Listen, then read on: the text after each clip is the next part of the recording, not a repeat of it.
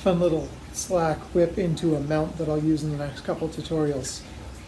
So it looks like you've got a really fancy slack happening there that does something. It really doesn't.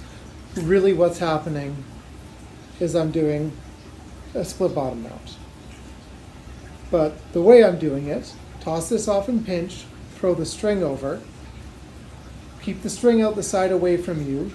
You're going to get your finger in right beside the yo-yo on the string coming off the yo-yo, and bring it up as you slide your hand down that slack of string. Kind of tricky to do in slow motion. So you can see how when I got the slack over, I then let go with this hand and slid my throw hand back. Slide it back into the mount.